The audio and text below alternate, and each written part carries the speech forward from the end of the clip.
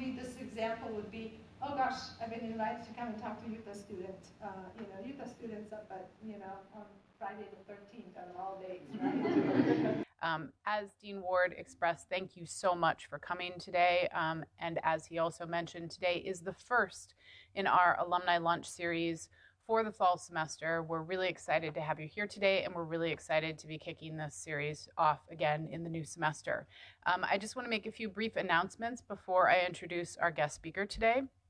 So we have a number of events this fall, and I'm not going to go through them all because I have brought flyers, which are over there on the table next to the candy bowls. So when you grab said M&Ms, make sure you pick up one of those flyers so that you know about all of the events that are taking place this semester.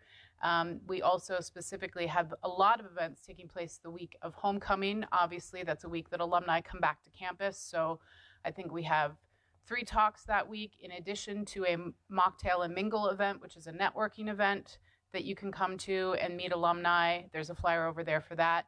On the flip side of that flyer, there's also information on Home to Chass. Home to Chass is the Chass Homecoming Picnic, and you don't have to wait until you're an alum to come to that picnic. So current students are invited, staff are invited. So if you have any affiliation with Chass, you are welcome to come to our Chass Homecoming Picnic. So please pick up information over there on that. Okay, so let me introduce our guest today. Selma Mlikota has an unusual job. She helps create employee experiences for a company that's in the employee experience business. OC Tanner is an HR technology and services company focused on employee rewards and recognition and workplace culture. The company helps some of the world's largest organizations attract, inspire, and keep great employees with experiences that connect people to purpose, accomplishment, and one another. As Employee Experience Manager, Selma works to provide experiences that help OC Tanner employees make a difference, achieve great things together, and bond with their teams and the company. Her work harnesses the power of diversity and inclusion, community involvement, and social impact to help every employee feel like they fit and belong at the company. Of OC Tanner, between April 2017 and June 2019, Selma served as the Executive Director of Careers and Corporate Partnerships at One Refugee, a Utah-based nonprofit organization aimed at improving refugee prosperity.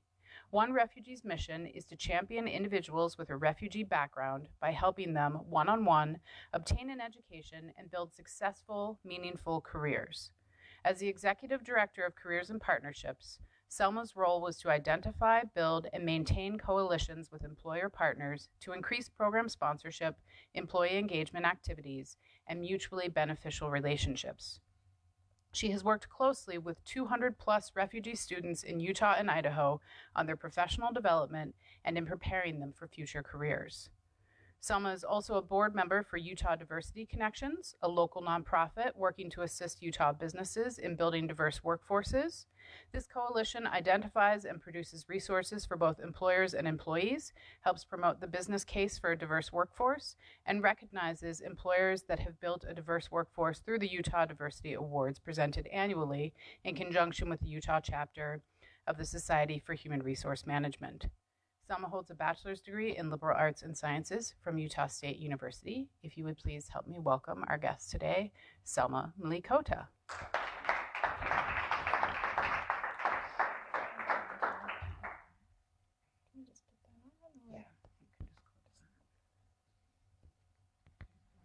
Awesome.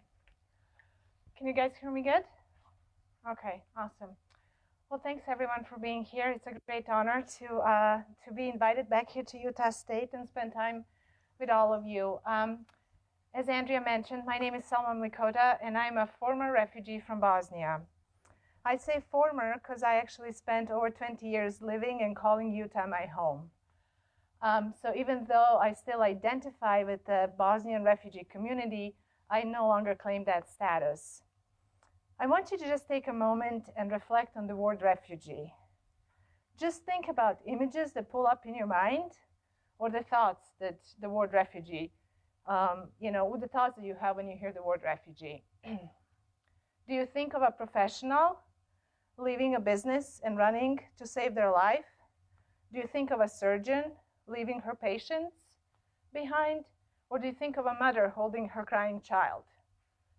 Whatever that image might be, I want you to know that refugees are people, oops, this is not working for us,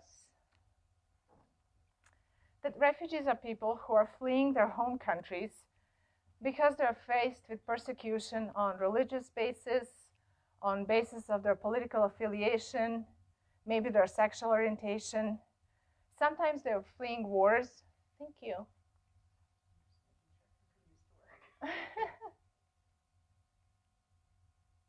All right, it's just a little touchy. Okay. So sometimes they're feeling wars or violence, but basically they are afraid for their lives and lives of their family members. Alone in 2018, there was about almost 71 million individuals who were forcibly misplaced for their homes. I left Bosnia when I was 18 years of age, fleeing war and ethnic persecution. In the last 27 years of my life, I was a refugee on 2 different continents, in 3 different countries. I've learned different languages, I've assimilated to different cultures, and in the process created different career paths for myself. Today, I speak to all of you in behalf of other refugees in our community. And I hope that my story will give voice to countless others whose stories we haven't heard or whose experiences would go completely overlooked and unnoticed. As I thought about, well, actually, let me back up for a second. I said that I lived in Utah for 20 years now. I've called Utah my home. I'm married. I have 2 beautiful daughters, and my family is my life. And this is not going to work for me.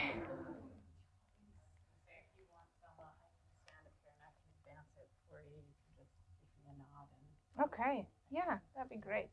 Well, I can do that too. That's fine. I could do that. This is my family. As I got the invite from Dean Ward to come and talk to you, and I thought about the topic that I might address with all of you, it dawned on me that back in 1992, when I fled Bosnia, I was a college student like you. I was 18 years of age, and I was going to college. And I grew up in a middle-class family. My dad and mom were equal partners in the relationship. They both worked. They both took care of us kids and divided the family chores equally. And so growing and watching them, I never expected things to be just handed to me. I always knew I'm going to have to work hard to achieve things. So recently I saw this clip art online, and I thought it was an exact picture of what I imagined my career to look like. Okay? For me, this meant graduating from nursing and then pedaling a little bit harder, putting some sweat into my undergraduate degree in pedagogy, and then working a little harder to get my graduate degree and become a mental health professional. So, like I said, I never expected things to be handed to me. I always knew I'm going to have to put some effort into it, hence the steep incline, but it was always going to be the straight line. That was my plan. It turns out the universe had a slightly different idea about how I'll end up. So now when I look back over the last 20-something years of my life, it actually looks more like this. As you can see, it is not a perfect straight line, but the chances are yours won't be either. Mine has lots of ups and downs and outside elements slowing down my progress, but the chances are in your life, you will have some stormy seas too. And you'll have to figure out how to overcome them. But the point I'm making here is, as long as you're this little person in that boat, grabbing onto your oars and rowing forward, you're going to be in a better place today than you were yesterday. And you need to learn to give yourself credit for that. So today I'm hoping to give you a little bit about my life and my story. And I'm hoping that maybe you'll find little nuggets of wisdom and little bits and pieces that you can relate to as you go on and approach the next phase of your life and your new careers. So let me tell you my story. I grew up in Bosnia. For those of you who don't know, Bosnia was one of the republics of a larger country called Yugoslavia. My childhood memories are nothing but happy memories. I had mom and dad, hardworking middle-class individuals. I had an older brother who was my protector and tormentor at the same time, like any other sibling, right? We had lots of uncles and aunts and cousins and grandparents on both sides of the family. We spent our summers going down to the Croatian coast, beautiful coast on the Adriatic Sea. If you haven't been, highly recommend it. Great cuisine, amazing architecture. We'd spent our weekends at my grandparents' cabins. We'd have a lot of sleepovers with cousins. I was really a big social butterfly. I was a Girl Scout. I played sports. I'd go with my friends to see movies and get ice cream and coffee. Bosnians are big into coffee. And so we watched soccer because, again, soccer is big in Europe, right? So that was life, just happy, carefree, and enjoyable. I don't have very many pictures that survived, unfortunately. But here's a picture of us about 30 years ago, and here's a more recent picture of me and my family. My parents are still alive, and they still live in Bosnia, and my brother and I go back as often as we can to visit, and we bring them here as often as we possibly can. Unfortunately, in May of 1992, my happy life came to an end. I had just graduated from nursing, and I enrolled into a college of pedagogy in a city about a 2-hour drive from my hometown. My regular routine was to spend Monday through Friday at college with my roommates, going to school, and then every Friday I'd come home and spend time with my parents and my family. I remember on Friday coming home and just finding my mom and dad in this solemn atmosphere in my house. And they just said, "Sit down, we need to talk." During that conversation, they told me that the situation in Bosnia had become too unstable, and they were too fearful for my life, and they needed me to leave the country immediately. Now, being 18 years old, obviously I was old enough to understand that the political tension was high between the 3 ethnic groups, and that situation was, unstable, but I didn't comprehend in my head that we could possibly have a war. I grew up in a tall rise on a 5th floor, looking at my neighbors, looking at my own family. We were all mixed ethnicities. My first door neighbor was a different ethnicity. A neighbor below us was a different ethnicity. I knew him my whole life. My aunt belonged to one ethnicity. My uncle belonged to another ethnicity. I just couldn't comprehend that people will take up arms and go into war. So I did what any other teenager would do at that time. I threw a fit. I cried, I threatened, then I tried to bargain, and I tried to reason with them, but nothing worked. My parents were adamant that I am to leave the country. So the next morning, with one suitcase packed, I left for Serbia to spend some time with distant family members. I'm thinking, okay, I can be gone a week or 2. Remember, that was the time we didn't have internet. There was no way for me to email all my professors and ask for assignments to be sent to me.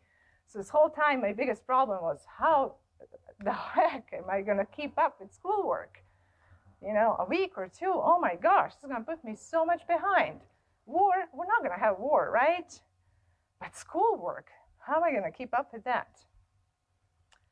48 hours after I left, the war reached my hometown.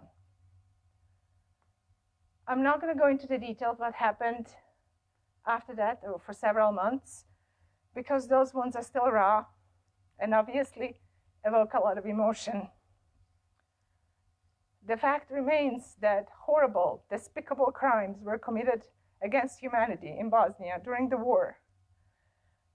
But we made peace, and so I don't want to speak about those. So I'm going to fast forward my life to about December of the same year, where I actually heard my parents and my family were stuck during all that time in Bosnia, and I was safe in Serbia. I had no contact with them. I had no idea if they're alive or dead for a long time. By December of the same year, I made it to Germany. I was accepted on a refugee status in Germany, and I was reunited with my older brother and his wife, who made it safe to Germany as well. Knowing that my family was safe and knowing that everybody was out of danger, I was able to accept my new reality. The word refugee until then only existed in my dictionary, right? And probably connected to the Second World War. All of a sudden, that became my new identity. But I was able to settle into a routine.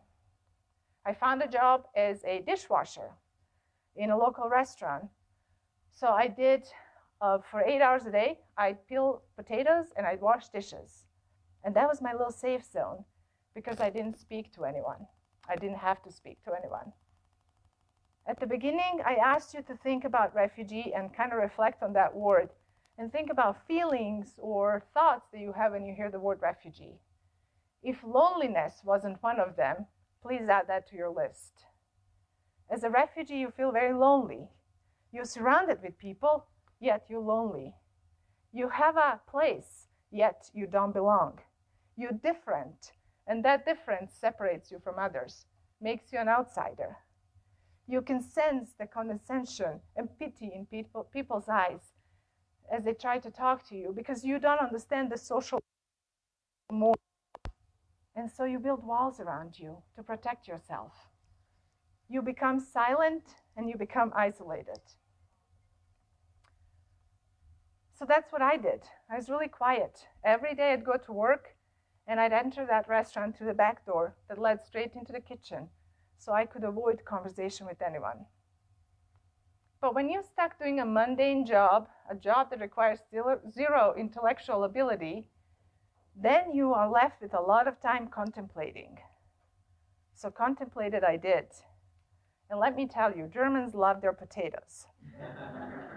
They eat them in every which way, mashed, cooked, fried. So there's a lot of potatoes to peel, and there's a lot of time for me left to contemplate my life. So I contemplated, and I went through my phases of grieving, right? Through anger and denial and all of that, until I finally realized one truth. I get to decide the next step. Everything else that happened cannot take that away from me. I get to decide the next step.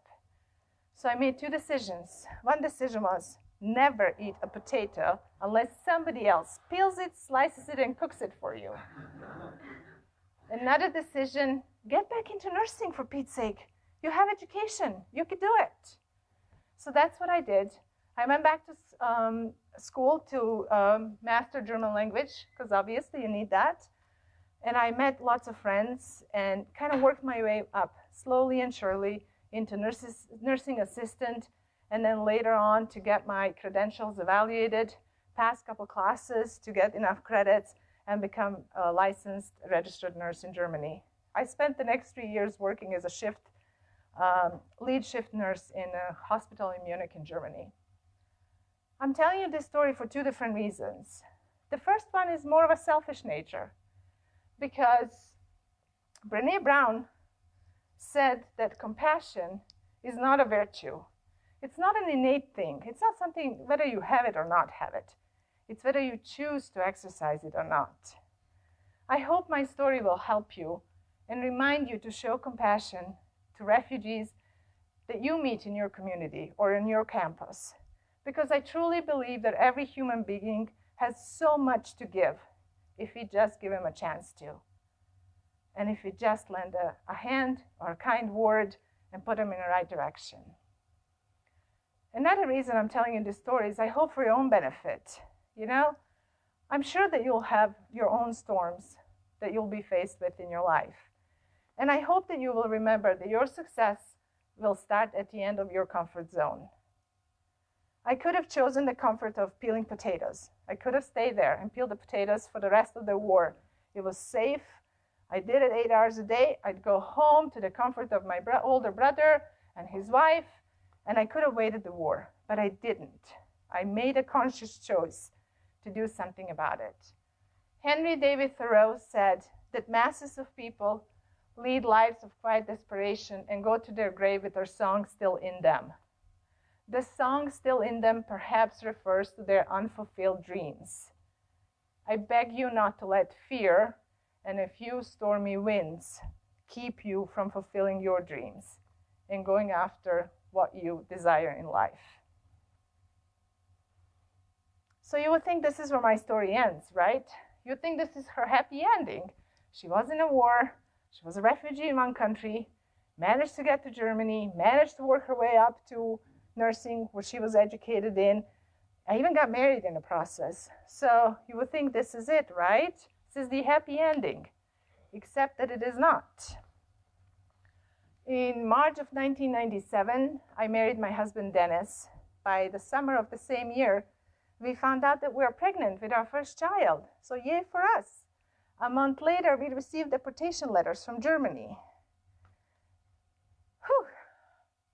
German government decided to no longer safe harbor Bosnian refugees because the Bosnian War was over. Nobody accounted for few little problems. The problem was that, an example is, my husband and I ethnically mixed marriage. So for us, going back into a deeply divided country that now has 3 different ethnic groups controlling different parts of Bosnia, going together wasn't an option unless we decide to separate, or unless we decide that one of us becomes the minority. We also had no home to return to because our homes were occupied by people who occupied them at the beginning of the war, and they were still living in them. So essentially, the German government was asking us to become refugees in our own country. Luckily for us, the US government agreed and decided to take us in. So 1997, December, Dennis and I packed 2 suitcases, kissed our friends goodbye, got on a plane, and went to Utah. I was 6 months pregnant at that time. In Utah, the resettlement agency greeted us at the airport and took us to our new apartment that featured, well, first of all, it was locked, so Dennis had to jump through the window to unlock it from inside. But outside of that little problem, I can't remember what my slide, oh, yeah. Outside of that little problem, we had 1 table, 2 chairs, an old sofa, mattress on the ground, and droplets of suspiciously looked like blood droplets on the walls in the bathroom, but that's beside the point too. There were 5 lonely eggs in the fridge too. So I did what any reasonably pregnant, highly hormonal woman would do. I cried, and I cried some more, and I refused to unpack. And I told my husband, if this is the American dream, I want nothing of it. I want to go back. I want to go back to Bosnia, and we'll figure things out, but I don't want any of this American dream stuff here.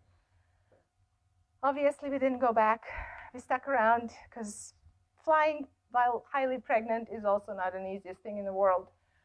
My husband went to find a job to help sustain us, and I stayed home trying to learn the basics in English because it turns out my OBGYN refused to speak German or Bosnian to me, and I couldn't speak English to him. So there was a lot of gesturing and explaining, but in the end, we got our first daughter out of that belly, and she was born on March 30th of 1998. Things started looking up for us because the same year in August, Dennis and I both got hired at OC Tanner doing manufacturing jobs. So now I went from nursing to waxing rings. Have you ever seen a hot wax ring machine? It's big, yeah, big. And it shoots hot wax into a ring mold, and then you open that, take the ring out, take it back to your desk, and you file it down and size it down to the appropriate size. The machine's really loud and really scary, but I kept telling myself, this is nothing. I can do this. I've done the drill. I've had the survivor jobs in Serbia. I've done the peeling of the potatoes in Germany. I can do the waxing of rings in US, right? I went from potatoes to nursing. I can go from waxing to nursing. How hard can it be? It turns out it's hard, very hard. It turns out that here, my Bosnian credentials nor my German credentials were enough to make me a nurse here. If I wanted to be a nurse, I needed to go back to school from the beginning. Well, we're talking about a year and a half into living in the US and now finally feeling comfortable with my English language. Now also talking about a couple promotions at OC Tanner at that time, making decent wages. So now the thought is to go back into nursing means starting from scratch, means leaving the stable job and stable paycheck, and then going for a nurse's assistant certification, and then paying for school. Not an option for us. Instead, I decided to pivot.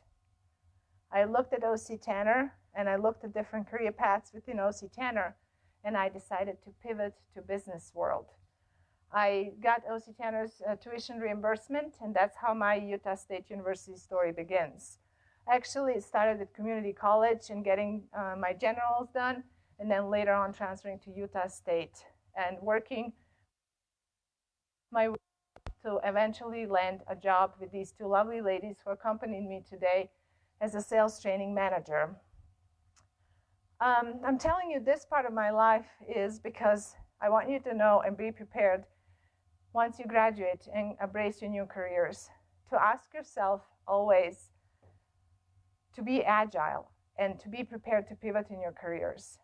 I'm very fortunate to work for a company that celebrates its employees. And so every year on my anniversary, I get an email that says, congratulations on your anniversary, and thank you so much for your contributions. Every year I ask myself three questions when I get that email. Am I still relevant? Am I happy? Is it time for a change? Am I relevant? Am I happy? Is it time for a change? I will challenge you to do the same. Pick any date in a year. I don't care if it's your birthday, if it's Christmas, if it's first of the year, if it's your anniversary, but ask yourself that change. We live in such a fast world, and our knowledge has a really quick expiration date. The fact that you're relevant and important today doesn't mean that you're going to be tomorrow. So always be prepared to pivot in your career.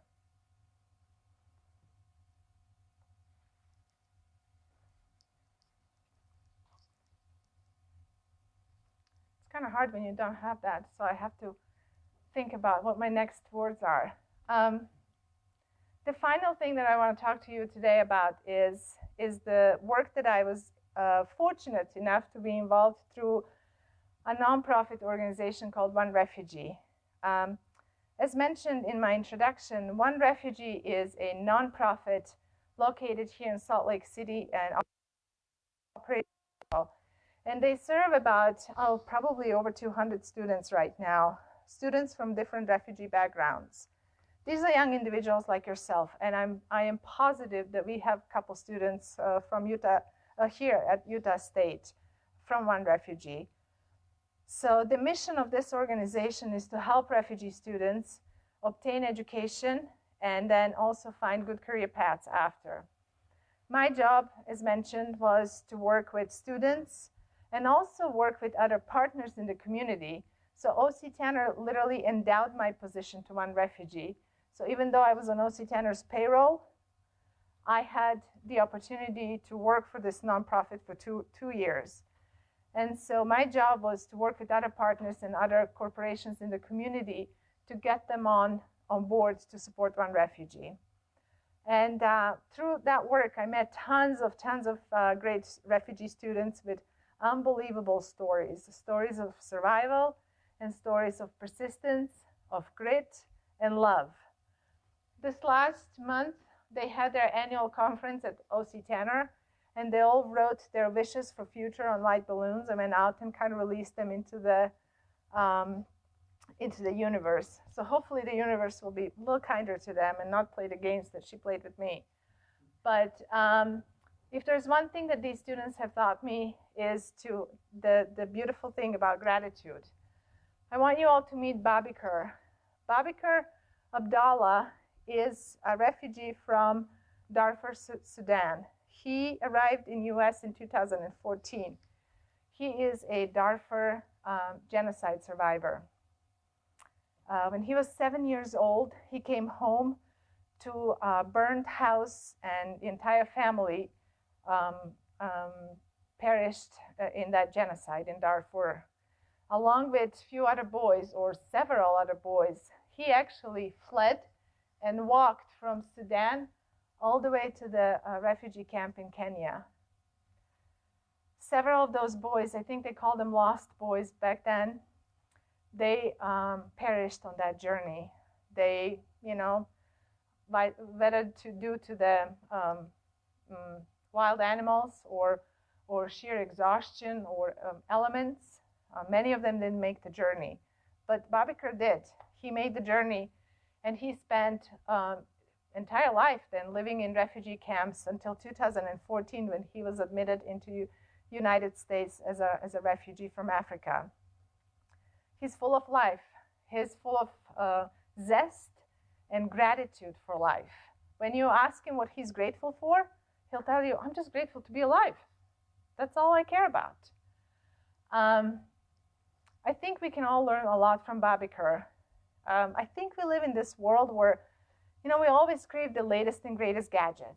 The iPhone 7 and 8 and XR and, the new iPhone and the bigger house and a faster car. And we're always like hamsters in a wheel chasing that next cool thing, right? Because those things elevate our social status. Because what's on Facebook is true, right? And so I think we have forgotten to stop and appreciate the ordinary things in life. Just the little things that make life pleasurable. So I have this little practice that I do with my daughter every night. We're not very religious people, so we every night when I put her to bed, I say, we're going to church. Let's talk. 3 things we want to talk about. What is the one kind thing that you did for somebody else today? One kind deed. And being 9 years old, she'll tell me things. I held the door open, or somebody dropped a pencil. But I want her to stop and think about that. Then I asked her, what's the one thing that you're grateful for? Just one thing. And sometimes she'll tell me, I'm grateful for my legs because I had a really killer soccer game today and I kicked the ball really strong, Mom. Sometimes she'll tell me, I'm just grateful to go to bed, Mom. And then I asked her, what's the funnest or happiest part of your day today? Again, the reason I'm doing these things with her is just to help her stop for a moment, just 5 minutes before she goes to bed, and reflect on the ordinary things in life. Because I truly believe that it's those ordinary things that make our life extraordinary, and it's those ordinary people that achieve extraordinary things. This is Babikar here, going to Salt Lake Community College, graduating this year. And I think he had USU in mind for a little bit, but I think he ultimately decided on UVU. But this is Babikar here, and one day he'll achieve great things in life. Thank you all. This is all I had for you today. Had options at OC Tanner. I wasn't quite sure if I want to go into sales or marketing or client services. And so I needed something, I needed a degree that was broad enough, that would serve me well, no matter what choice I decided to go with. Additionally, liberal arts gave me a lot of opportunity to do a lot of communication, a lot of paper writing. And when you're a non-native speaker, those are the qualities that you need, right? And so hence the reason I chose liberal arts. And I really never regretted it. It was perfect because as I moved into the sales world and had to learn how to stand in front of people and present and train online or in person or in small settings, in large settings, my degree was just fantastic to provide that foundational knowledge. Anything else? I want to ask Selma, you clearly started, you found yourself working for OC Tanner maybe at a time when you didn't feel like you had a lot of choices or knew even what you would do with a new situation in the United States. Can you help students understand how do you sort of decide that a company is right for you, and what was it in your case that made you feel like this is a place I want to stay and grow within as opposed to looking elsewhere? Wonderful, wonderful. When you first start as a refugee, right, in a company and start working on an assembly line, the basic things you look for are steady paycheck, decent wage, and health benefits, But then pretty soon after you kind of outgrow that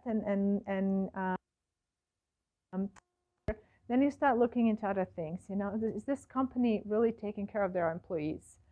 I recently, and OC10 definitely answered those questions for me. It's not about the benefit package. It's not about whether you get, $15 an hour or $15.50. It's about how you're treated as a person.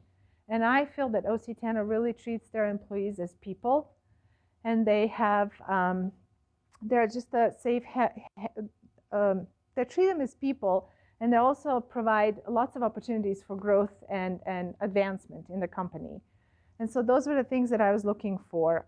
We have recently, in our company, opened up a health clinic. So now if you need mental health counseling, you get that counselor for free. And you don't even need to leave work. You can do that during your work hours. So it's a company that kind of looks at comprehensively at well-being of their employees, not just from the benefits and paycheck standpoint, but also the mental health. And we're working on tons of different opportunities to promote our inclusion and belonging. So we're working on developing different employee resource groups where different employees will get together based on what they feel, based on topics that they're interested in and want to get involved with. We'll have different employee resource groups that they can get together and communicate outside of work as well. So those were some things that that kind of drawn me to OC Tanner and made me stay with them. I just celebrated my 21st anniversary in August of this year.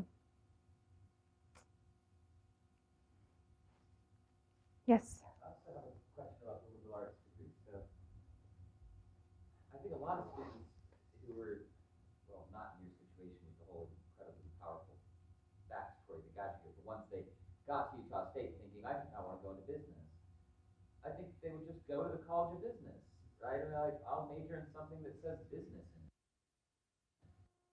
No? The liberal arts degree would provide you with these portable skills? Was there a faculty or staff member who explained that to you and helped you see it? Like, what was that? Because I think you probably, most students at least, would just sort of naturally gravitate towards the College of Business, given the goals that you had. So how did you see that you were going to get these skills that were going to help you later on, or did you just know? I had lots of advice from different mentors, and so some of them were counselors at Utah State. I wish I remember the names, but I really don't. And some of them were mentors at OC Tanner. As I talked to them and said, okay, now I'm done with my general studies. I need to decide where to go. And I kind of see the career path here at OC Tanner. Here's my options. I where I feel passionate. What degree? What should I pursue? And so I got a lot of advice from different people saying liberal arts will kind of give you that broad knowledge, lots of communication, and opportunity to build upon those skills that you'll need in the sales world. So that's what I did.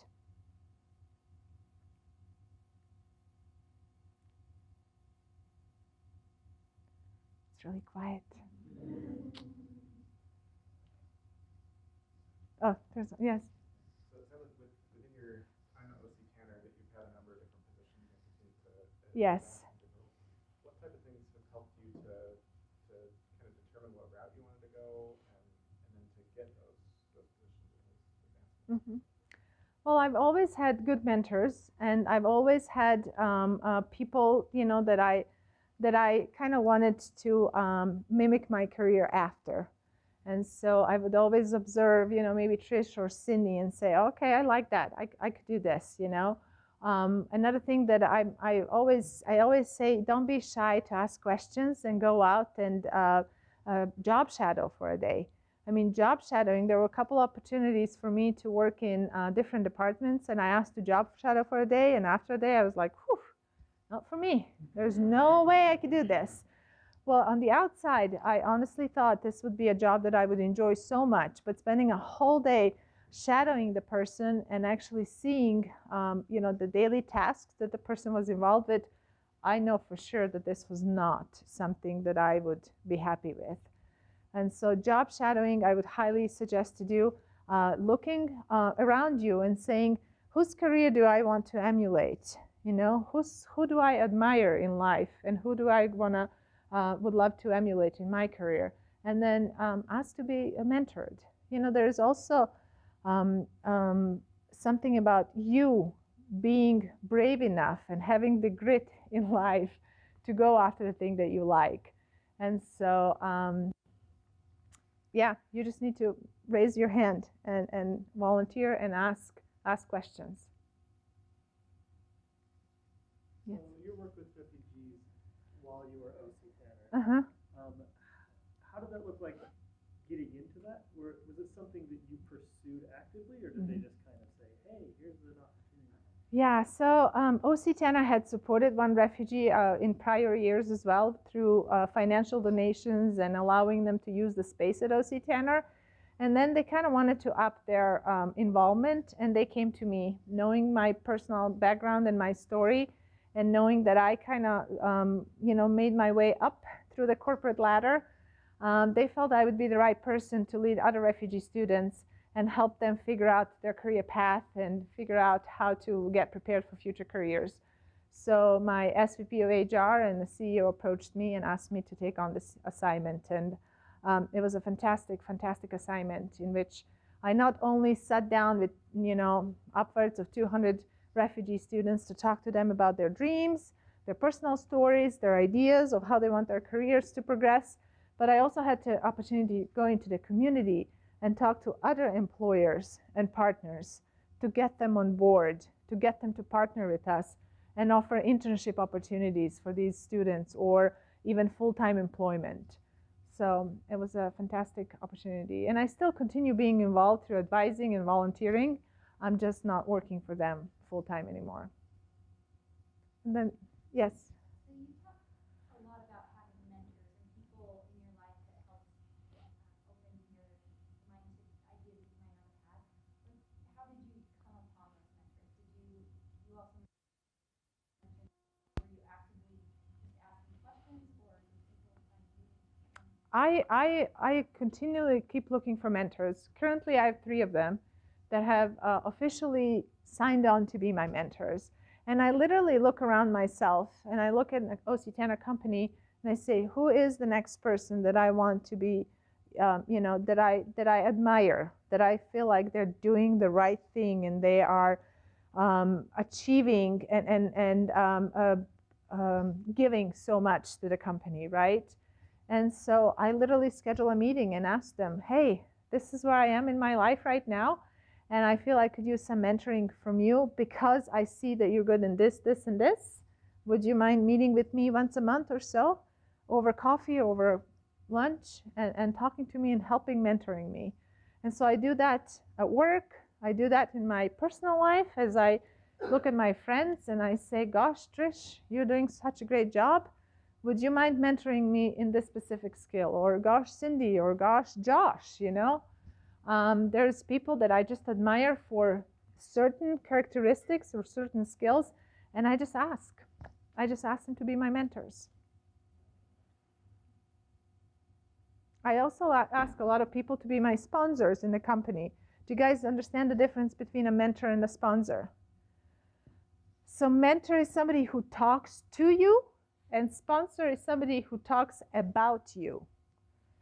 And so sponsor is the one who will go, it's usually a high-level person in your company. They will go into a meeting and talk about you. They'll go in a meeting and say, we have this huge project going on, and I want Selma on it because she's super awesome, and she's going to do a great job. So that's what sponsor does for you. Mentor is the one that kind of sits down and talks to you through some projects and challenges and things that you have, but sponsor is the one that can actually get you to the next step in your career. So always make sure you have that difference mapped out in your head. I think we had one question here, then I'll come to you. Yes? Yeah, mine's just a small one. I was just wondering, with this mentoring, I have other people I probably want to reach out to that I know would be a huge help in my personal development in my career. What if I were to meet with them monthly, what would you do when you go to these meetings? Do you have something specific set up to talk about, or do you? I usually have an idea, or I usually think about, okay, last month, so for me, this example would be, oh gosh, I've been invited to come and talk to Utah Utah students up at, on Friday the 13th out of all dates, right? So that was one of the topics that I wanted to sit down with my mentor. I came prepared to say, okay, here's my goal. I want to talk to them as a fellow student, somebody who's always learning and trying, and somebody who, is always trying new things in their career. But I also want to talk to them as a refugee. And here's my plan. What do you think? And so I just always come with a semi-plan, not completely, like not talking points and the whole design of a meeting, but just an idea of what I want to do or a next new topic that I want to attack or approach. I don't know if that answers your question, but I'm always semi-prepared and have an idea of what I want to talk to my mentor about. So my question is going back to sponsors. Mm-hmm. Do you actively ask people to sponsor you also? I do, believe it or not, especially as women in our, business. You have to be really strong and have a what's the word I'm looking for? Assertive, I guess, could be a good word. But you have to ask for it. I often go into a meeting with my boss, with my immediate leader, and I go with the things to the two things that I prepare is these are the projects that I worked on last month. And then these are the projects that I would love to be involved in the future. Would me for any of these if you think that I have a skill set or if you think that I could develop skills by being involved with these projects. So yes, I do actively ask for that. So do you ever have self-doubt?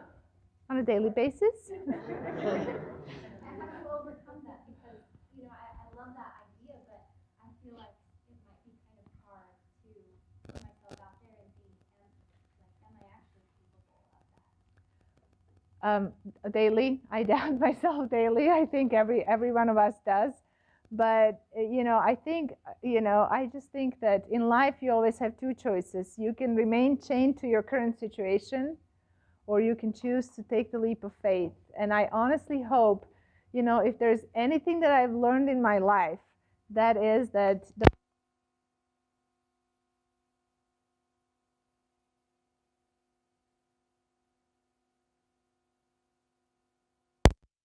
what I don't know now, I'll learn and I'll just figure it out as I go. So yes, doubts are always there. I think that's in our human nature.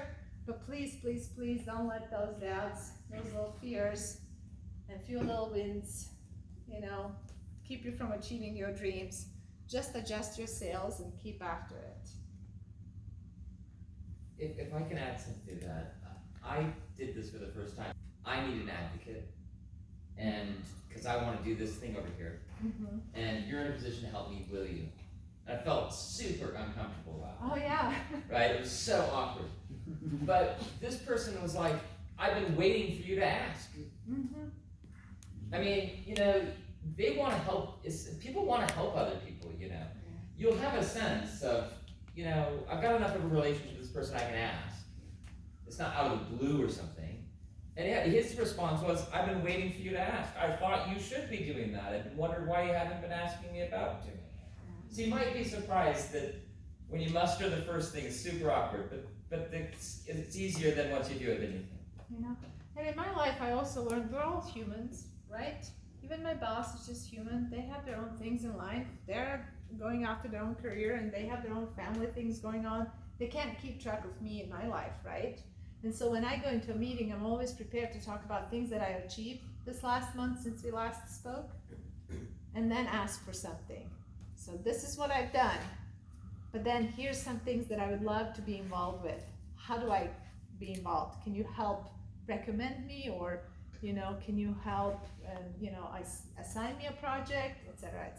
And it is super uncomfortable, but after a while it gets a little bit easier. Yes. Sorry, I have another question. Please. So obviously you've had a lot of your personal journey had some trauma, some deep trauma. How do you balance that?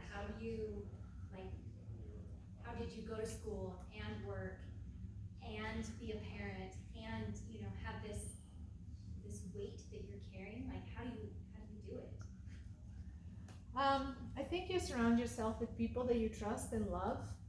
That's number one. And you just take one each day at a time. I didn't graduate in 4 years. It took me 7 years to graduate, but I graduated 4.0. So there is something to tell about my commitment to education, right? I think I just have a really supportive friends, hence, they're here with me today. And not just them, but others in my family as well. And you just have to remind yourself that you're just human, every day. And then the moment you get off course, you just start going a little bit harder, adjust the sails a little bit, and then you get back on course again. And, I think as humans, we forget to give ourselves credit for our achievements. I struggle with that all the time too. But I think just slowing down and really appreciating where you're at today compared to yesterday, it's huge.